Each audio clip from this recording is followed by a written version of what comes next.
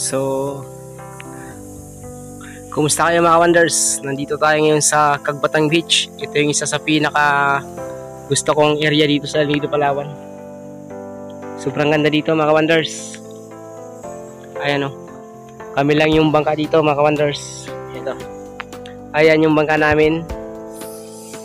Kumakain yung guest namin syempre. Ito. Favorite spot ko to mga wonders. Sobrang lino kasi ng dito ng tubig mga wonders. So nakapatong pala ako ngayon sa bato. Ayan o, may bato dito.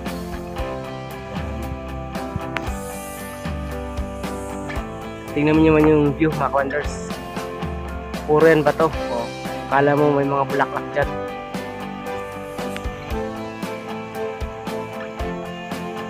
Ayan.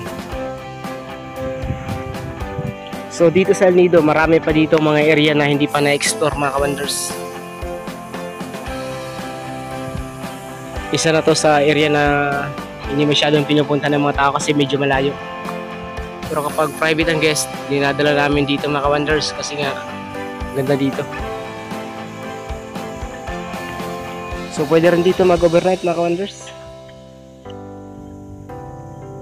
Pwede rin dito mag-overnight.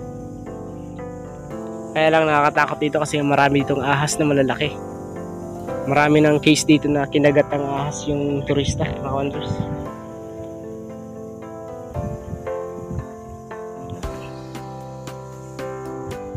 Ayan mga wonders, tingnan nyo. Sa bundok na yan, dyan maraming ahas kasi maraming mga kuwiba dyan.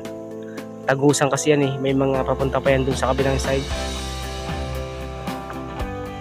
So yung area na ito mga wonders, ito yung area na laging ginagamit ng mga movie, no? Na galing pa ng ibang bansa. Dito sila nag-shoot. Hanggang dito na lang mga wonders, maraming salamat.